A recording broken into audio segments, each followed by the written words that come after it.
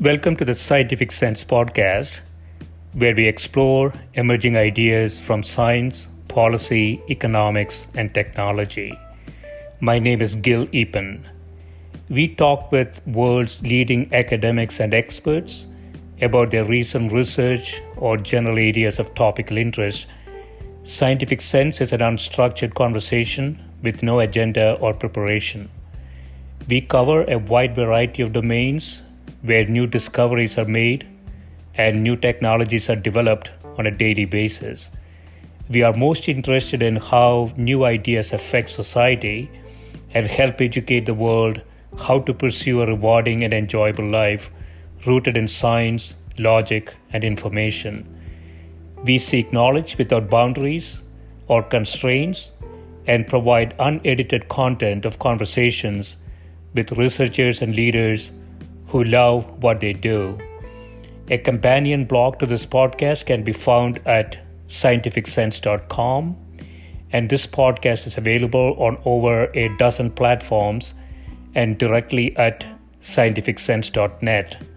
If you have suggestions for topics, guests, and other ideas, please send them to info@scientificsense.com, and I can be reached at gil@eapen.info.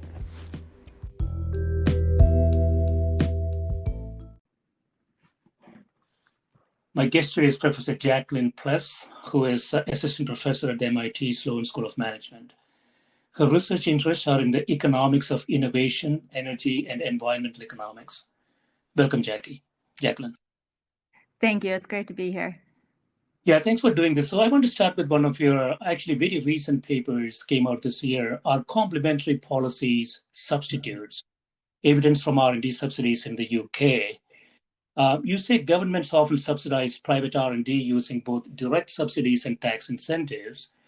And you have a framework here to assess sort of the effectiveness of that policy. And if I understand this correctly, Jacquelyn, you're coming up with sort of different effects based on the size of the firm? Yeah, that's correct. Yep. So what I do in this paper is I take a look at, so the background basically is that policymakers and governments in general, they implement various policies and subsidies and tax incentives in an effort to try to drive innovation and research and development in the private sector.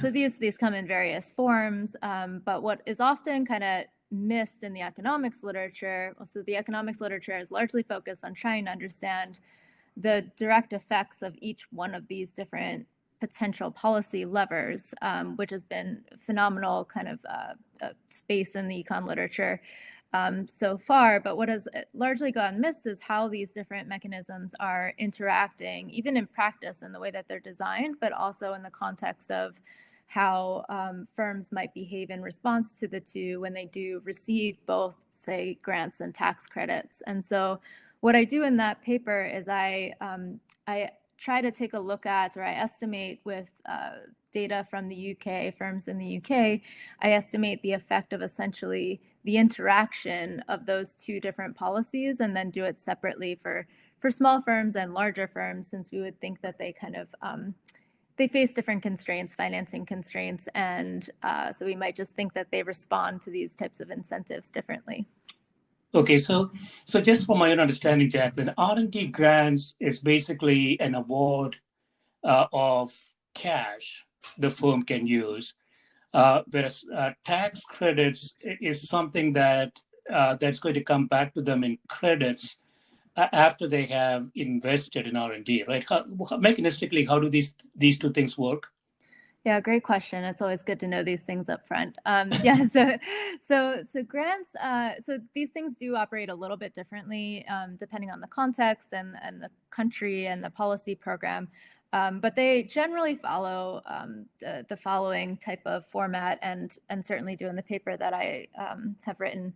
So for direct grants, these, exactly as you say, these would be kind of upfront direct cash payments, and they're usually allocated or determined based upon some type of competition that companies can enter in order to win some of these grant funds. So Innovate UK is the program that I study, and in that context, they run various competitions that can be kind of mission focused in the sense that some of them might be specifically targeting clean energy innovation or health IT or something like that, or AI.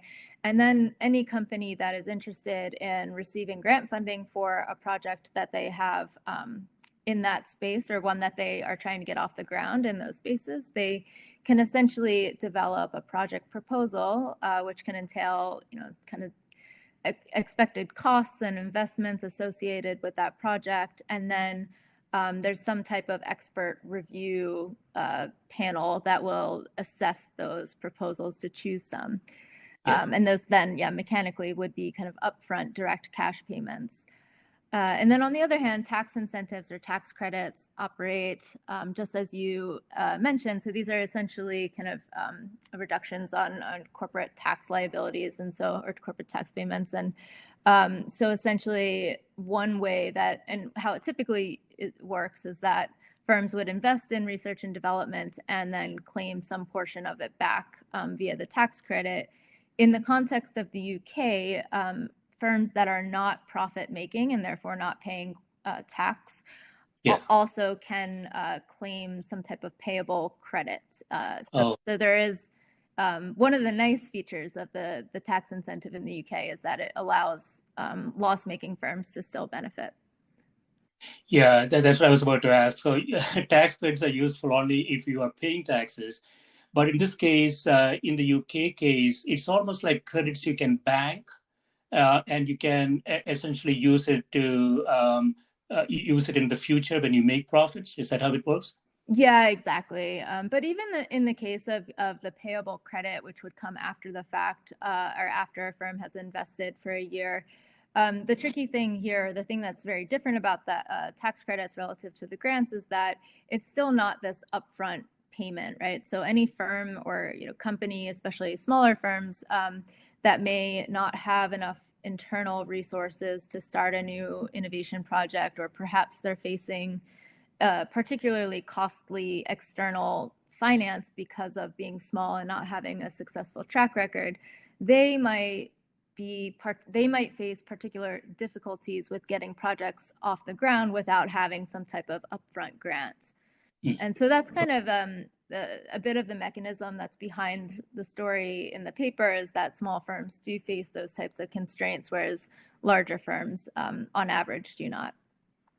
Okay, so the model is looking at if as a firm, if I receive a R&D grant as well as a tax credit type program. What you're saying is that if I'm a small firm and I have cash flow constraints, the R&D grant gives me sort of a boost to get into R&D, and the tax credits as sort of an after effect, so sort of positive effect on the firm. So they can make use of both of these things in a complementary way. Is that the idea for a small firm? Yeah, that's exactly it. But actually, I mean, so the starting question here is actually just about in what direction does it go? So like, is that interaction a complementarity versus something that's more of a dampening effect or a substitutability of the two incentives? And so from that kind of starting point, the question then is, so when I think about complements and substitutes in this context, it's about the marginal effect of each policy on some outcome, like a firm's R&D expenditures. And so what I look at for smaller firms as well as larger firms is kind of the effect of grant funding, how that effect of grant funding on R&D expenditures changes when a tax credit increases or when they receive more tax credit funding. And I find that interaction, or receiving both of them, is positive, so that the tax credit is enhancing the marginal effect of grants for those smaller firms, which can be interpreted as the policies being complements, whereas I find the exact opposite for the larger firms. And so that substitutability for the larger firms, it's essentially saying that the effect of grants on R&D expenditures is dampened, cut in half actually, so it's quite large, when those larger firms receive more higher tax credits. So So to have a dampening effect of an R&D grant, the large firm needs to refuse it, right? How will it dampen? Not necessarily, right? So this is kind of what's interesting is that so mechanically, so it's not that they would refuse it. It's just that mechanically, the way that tax credits work would mean that the firm is essentially displacing where they're getting their subsidies. So it would be that mechanically in most countries, you cannot claim tax credits on any R&D that is already subsidized by a grant. And so if a firm kind of receives more grant funding, then that's going to mechanically reduce how much tax credit subsidies they receive after the fact. And so what I basically find is that so if you have that type of relationship and that it's not that an extra tax credit is enhancing additional R&D, then the firms are essentially just substituting these dollar for dollar. That means that it doesn't matter what form it comes in for those larger firms. They're just going to take it either way. And so increasing the tax credit rate for those larger firms is inefficient from an economics perspective because it's essentially just subsidizing inframarginal expenditures. And by that, I mean it's basically using public money to subsidize what otherwise firms would do privately without that extra subsidy. So I'm just trying to understand it, from an abstract perspective. So are we saying that there's some sort of R&D capacity that for a small firm, the combination of grant and credits seem to move the firm toward utilizing the entire R&D capacity, whereas for a large firm, if the capacity is sort of fixed, they're going to play with these two levers to essentially do the R&D, but you're not going to get any higher R&D. Is that the way to understand? Yeah, that's exactly it. And so it's not that for those larger firms it's necessarily decreasing their R&D altogether. It's just that it's dampening the effect of grant funding. So overall, what that is saying is that they just do not need the extra subsidy funding in order to invest at some fixed level. It means that, yes, they are already investing in all opportunities or all projects that they would want to invest in. And so they're essentially just taking that subsidy money and not using it for R&D. They start using it for other things. Whereas for the smaller firms, what appears to be happening is that these grants are allowing them to get new projects off the ground. So these grants can go towards things like new machinery, equipment, things of that nature, whereas the tax credits primarily go towards labor. So can you hire more engineers and scientists? And so what appears to be happening is that these grants are getting those projects off the ground. They're able to purchase new machinery, and then this opens up some resources and space for the firm to then hire more engineers and scientists that can then put that machinery to work. Yeah, I mean, it seems like there's some policy implications, right? So if you are a public agency that's funding R&D, you have to really study sort of the capacity of the firm to conduct R&D. It's not like if you give them money, they can magically find R&D projects, right? Is that the issue? Yeah, there are a lot of challenges and also implications that come out of this work specifically. But taking a step back, one of the biggest challenges that I think kind of public funding bodies face is in evaluating what projects or firms should be funded in the first place. It's very difficult to identify what is going to be a winner versus not. And it's just a matter of uncertainty and being able to assess who has the highest chances and for tackling the issue of interest. And then at the same time, public funding bodies have an incentive to fund things that are successful because they want to make their constituents happy and showing that the money is actually paying off. So there's a lot going on there in terms of identifying and funding the quote right projects. But one thing that, from an efficient kind of economics perspective, or the way that funding would be optimally allocated would be towards the projects or the firms that would not be able to invest in this profitable and socially beneficial type of innovation without that subsidy. And so that could be larger firms, but it just turns out on average, and especially in the context that I'm studying, that it is the case for the smaller firms, which I think is intuitive, whereas the larger firms tend to be able to access other forms of capital and finance in order to do it. Yeah, so did you find a difference in sort of the types of R&D, whether it's basic R&D or more practical or late stage R&D? Yeah, that's a great question.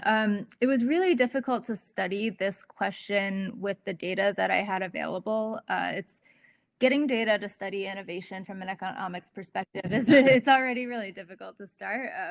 We have like increasingly more access to these things, but it's tricky for various reasons. So I was able to study this a little bit for the larger firms, but I'm not super confident in the results given how like small the sample ended up being. And for the smaller firms, we just didn't have enough data on each of the firms to be able to differentiate that.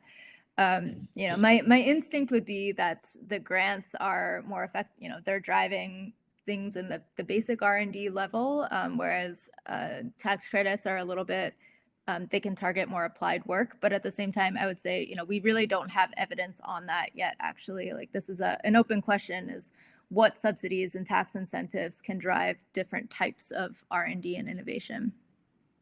Right. Yeah. And for the public funding agency, as you said, the challenge is going to be, sort of looking at the return of that investment. And because firms are not completely transparent in terms of their opportunities and essentially chance of success and ultimate societal benefits, any sort of allocation without that information is going to be inefficient. So this is not in the paper, Jacquelyn. I was wondering, is there another way of doing this? Is some sort of competition? There has to be some incentives at the firm level to actually pick up the right R&D projects, to conduct rather than just looking for free money. Are there other ways of doing this? Yeah, and there are. So that's the easy answers. Of course, there are always other ways to think about designing these programs and policies, and this is certainly one of the biggest challenges right now, is figuring out exactly how to design them so that they work, and understanding why they work, so that we can continue to inform policy design in that way. But what is difficult is that as I had mentioned, it's hard to generate evidence on what does work and why, and so we haven't been able to study too many other forms so far. There are things like direct kind of allocations that come out of budgets, and that would be like kind of even more so on the politically chosen side of things. Whereas I think, and then you can even design different grant, even within the context of a grant program being based on competitions, you could design this so that it is very technology neutral. For instance, you're just trying to solve some broader problem, and then inviting all different types of technology proposals and things of that nature. Or you could be very technology specific.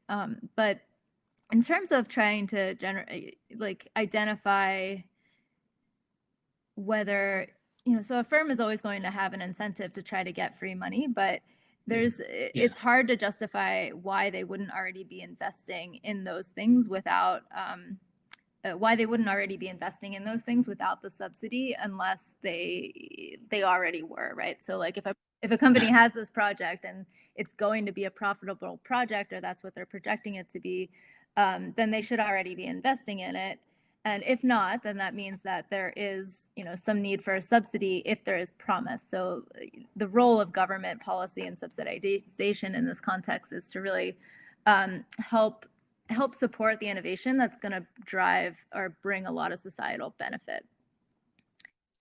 Yeah, so that's why in this context, you were also looking at sort of capital market imperfections, right? to see if that will actually explain it. What did you find there?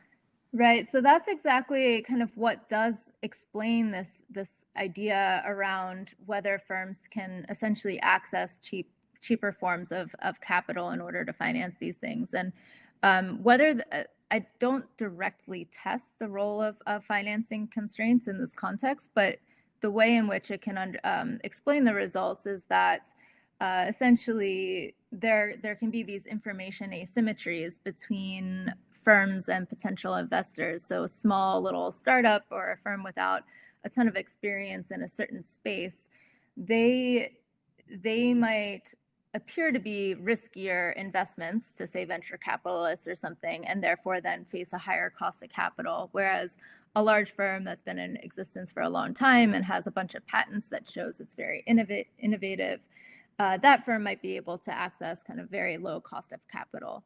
And so the idea is that when we find these very large positive effects of different subsidies on a firm's R&D expenditures, this is taken as evidence that the firms are facing these financing constraints when there's that positive interaction, I should say.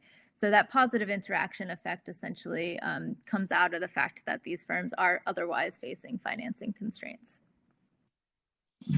Yeah, so I also wondered, Jacquelyn, that do you see some sort of a public-private partnership, in the funding arena? The public entity, the problem they have is that they don't really have much transparency. They probably don't have sufficient capabilities from a financing perspective to assess returns and so on.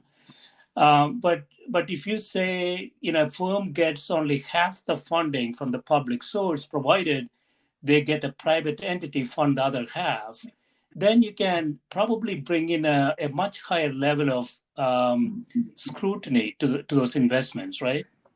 Yeah, so there are a bunch of questions right now about what types of different partnerships might be the most effective and beneficial in terms of either increasing transparency or enforcement of making sure that the funds are spent in the way that's promised.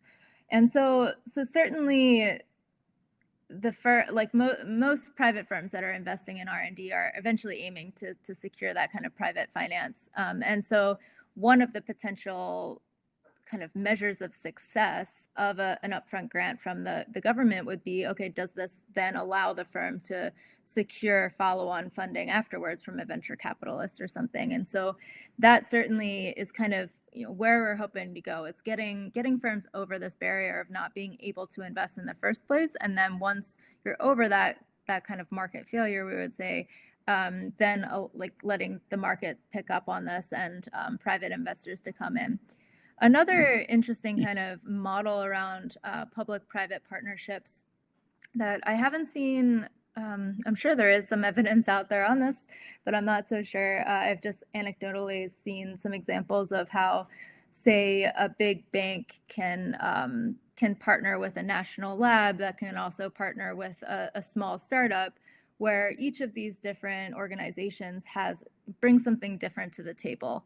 So the financer, the banks can bring together not just the capital, but also maybe some guidance and mentorship on how to manage a company, whereas a national lab might then provide the firm with the lab space to test out their new ideas, right? So there's these different kind of complementary resources and assets that each party can bring to the table to help accelerate the process. Yes. So in conclusion, Jacquelyn, will I be correct in saying that the larger the firm, the less likely there is a capital market constraint for that firm to pursue R&D? And so the larger the firm, the lower the need for sort of R&D grants. Can we make that conclusion? I would be hesitant to make that conclusion in a broadly speaking way. I would say that is the conclusion from my paper and my study and the programs that I study. But the nice societal benefit that comes out of innovation of any type, and larger firms are particularly larger spenders on R&D, is that all research and development, all innovation drives society forward. They have No. these knowledge spillovers, or they produce this No. additional knowledge that other firms and entities can then build upon. And so all R&D is going to be, or not all, a lot of R&D is going to be contributing very positively to society and progress. And so it's just that there's an efficient way to do it. And so the key conclusion that comes out of this work is not about whether we should or should not fund large firms. It's more that what we do need is both mechanisms, both grants and tax credits for the smaller firms. The way we would think about complements is that neither is going to work unless they both exist. Whereas for the larger firms, we just need one or the other. The work cannot speak to which one, but it's saying that as soon as you have both, it's inefficient. And so what's, I think, a really key takeaway here that applies in so many different policy contexts is that you know, a lot of policies and incentives and subsidies are designed in silos. And so the grant making funding body might be not talking to the tax, you know, the tax admitted, like whoever's designing these particular taxes. And so without considering how these two mechanisms are interacting, we just don't have a good sense of how each one should be designed. And so there just needs to be a bit more cohesiveness in the way that the policy mix is designed overall. Right. Yeah, so you have another paper, this sort of related subject, bringing rigor to energy innovation policy evaluation. You say clean energy innovation is pivotal for low-cost energy sector decarbonization. Substantial policy, research, and development funding is spent on energy innovation, generating more evidence on which support mechanisms most effectively drive clean energy innovations and why could improve their design moving forward. So what do you find here in terms of existing R&D funding and how those things are used in clean energy? Yeah, so just taking one step back first. So a lot of my work does focus on specifically kind of innovation for social progress, which can include healthcare, education, anything that's reducing inequalities more broadly or poverty, and then specifically on energy and environmental innovation. And so in that context, we think about, you know, needing to transition the electricity sector and transportation towards cleaner resources in the context of climate change, of course. And in doing so, although the costs of so many different technologies have really come down massively over the last 10 years, we still need a lot of innovation, not just in technology itself, but also in the business models and in policy itself.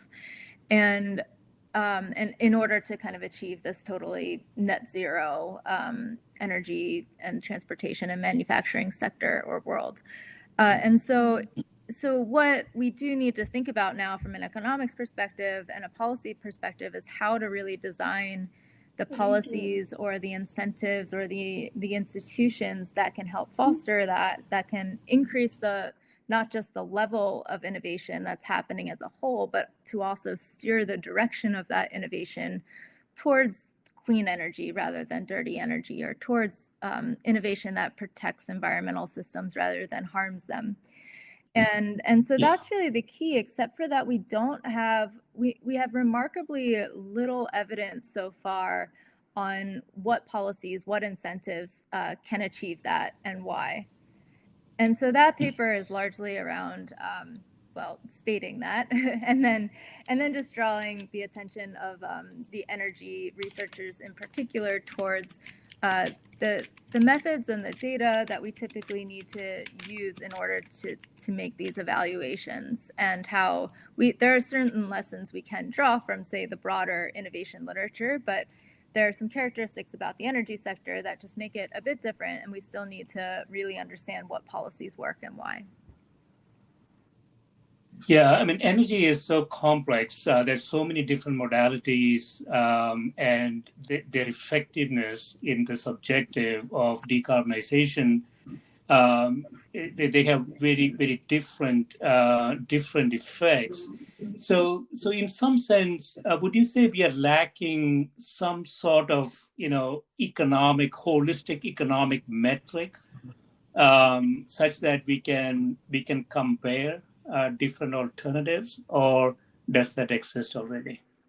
Yeah, so I would say for innovation broadly, there are some of these measures that I think are comparable and measurable and quantifiable. And what's tricky about the energy sector is that those tend to not apply quite as much, and we do still need some better measures. So what I mean by that is, for innovation broadly, we can look at things like a firm's R&D expenditures or their patenting behavior and things like that. But in the energy sector, so the energy sector is a highly regulated environment, where it's a commodity market. There's so many different things like where innovation may be occurring, but it might not show up in the form of patenting. And this is especially true moving towards clean energy innovation, where so much of the innovation that's happening and that we do need moving forward is a bit more digital and software and IT related, because we need to better understand how to integrate renewable energy into the grid. And so the reason that becomes more difficult to measure is because a lot of, say, the patents that come out of that type of innovation will be just kind of marked as being or like defined as being about, say, IT or software broadly, and we don't have a very easy way of detecting which of those patents are particularly important for energy. And so there are some ways we can think about measuring innovation outcomes in the energy sector from, say, a cost reduction perspective. I think that's one pretty direct way to do it. In terms of the cost of the technology itself. But then there's also other things in terms of, say, emissions reductions. Is the system getting more efficient? Are we doing this better? Are the actual, are we transitioning to this kind of cleaner environment? Are we providing a better quality of electricity service? And so that's where measuring innovation in the energy sector does get a little bit more complex. Yeah, you mentioned digitalization of the electricity sector. There's a lot of innovation going on, smart homes, smart meters, and so on. Just like in a large company, oftentimes a lot of metrics, and it's unclear if you have 100 different performance metrics, whether you can actually utilize it in any any better decision making framework. I often found that it's a lot easier if you have one or two holistic sort of metric.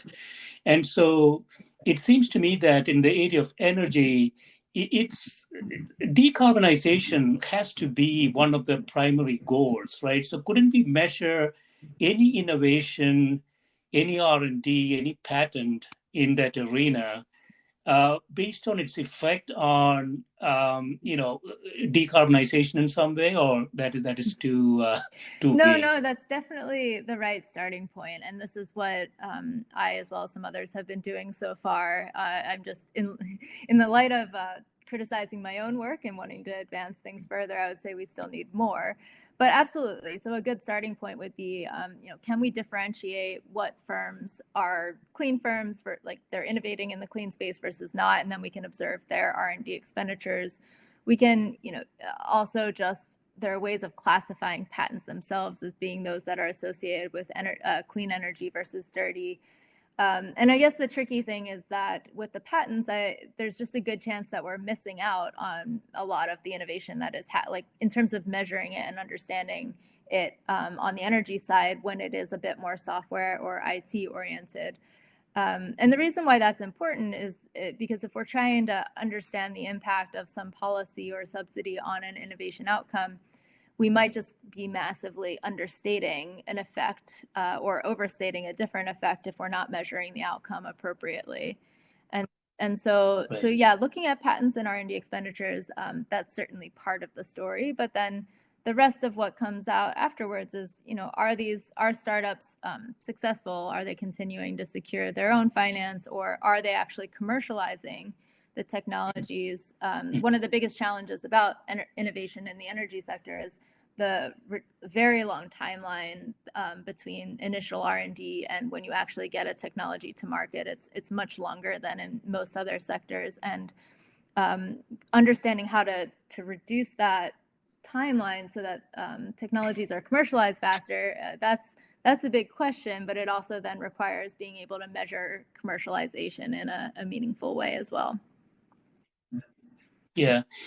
I was just wondering, Jacquelyn, there's a whole supply chain issue here, right? So from production to transmission to storage to use of electricity.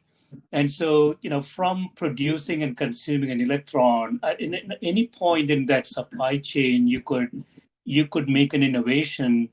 And the benefit of that innovation is sort of the function of how much it affects that supply chain. And so that makes it slightly different from a lot of the other industries, doesn't it? Yeah, absolutely.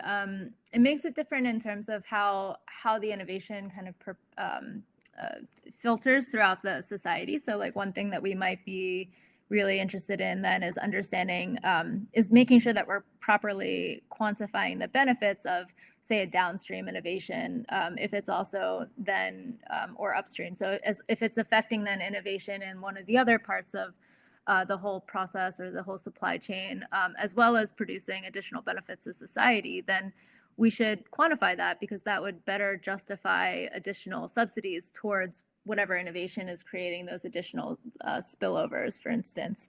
And so it's really important to understand that it is different in the energy sector, and it also just highlights how much we do need innovation at so many different levels, and how different incentives and subsidy schemes and things of that nature are going to be appropriate at different points too. I can't say that I know which one is most appropriate at all different points, but we do still need a tremendous amount of innovation on say both the production side and the consumption side, and how do we get this power to consumers in a higher quality and cleaner way. There's just so much that we still need to learn. Yeah, and I often felt, from a public policy perspective, sometimes policymakers get very excited and they go after, the latest and greatest. Let's say, suppose I make a statement that solar is important for this problem, and then I start funding solar, I start funding innovation in solar.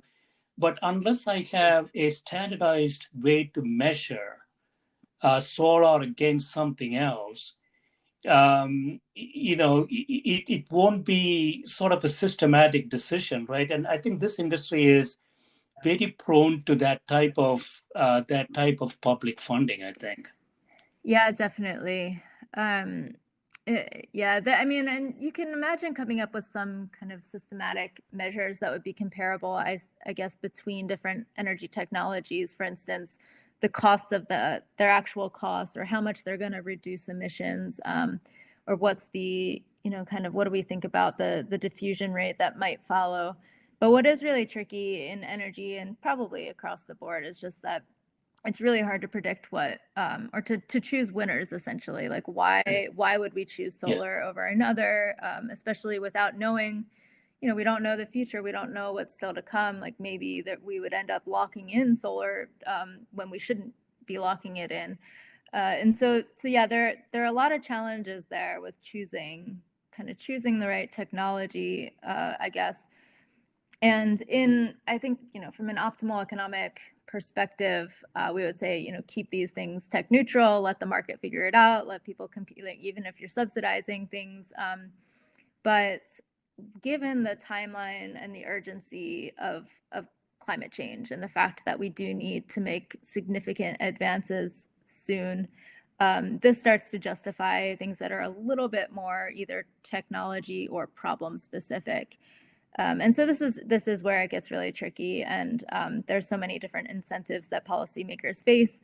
And also, I should, as an economist, I should always say that implementing a carbon price, and at the right level, is kind of a first order thing that we need to do to start steering the direction of innovation. And that's without needing to choose a technology. At that point, you're just, you're making it more expensive to purchase fossil fuel, essentially, or to consume fossil. And therefore, there's more of an incentive to innovate in clean energy. So that would be a very kind of neutral way to do it. It's just that politically, it's been very difficult to implement a carbon tax, at least in this country.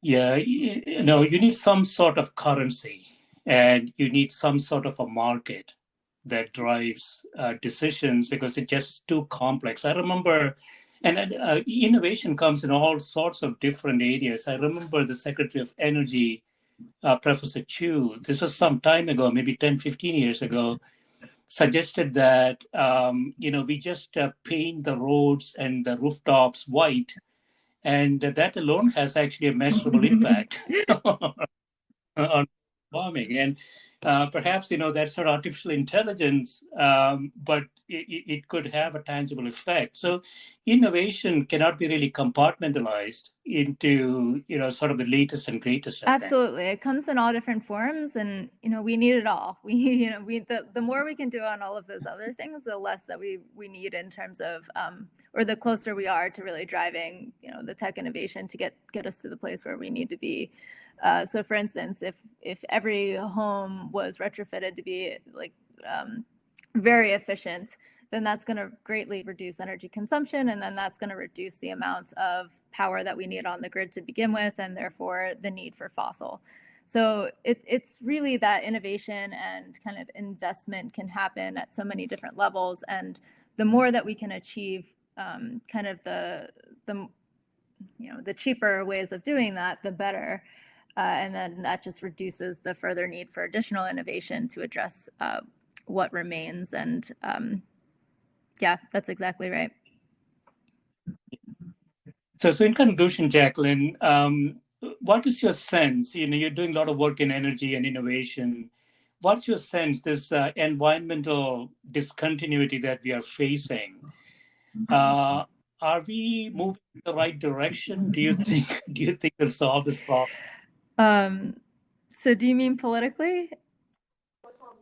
No, I meant, just from a technical perspective, decarbonization, global warming, political things are difficult to sort of speculate on. But from a technical perspective, do you think we have the opportunity to solve the problem, or the window has been closed? No, the window hasn't been closed. Maybe I'm an optimist, but I think that anything is possible if we want to achieve it. And not only should we have to achieve it, or else, the world's gonna burn. So yeah, I mean, we need to. There's plenty of opportunity.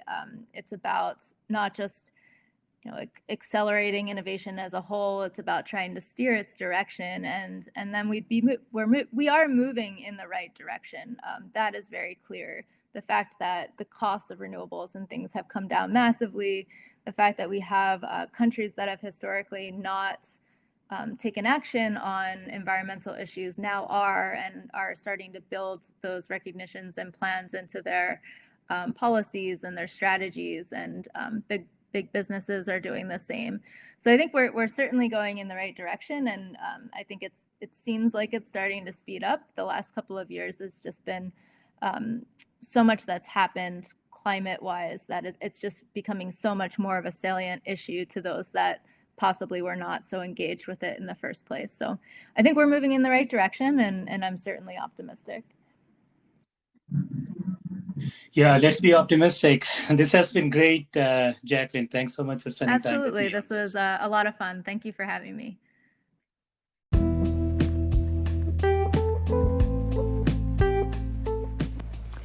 This is a Scientific Sense podcast providing unscripted conversations with leading academics and researchers on a variety of topics. If you'd like to sponsor this podcast, please reach out to info@scientificsense.com.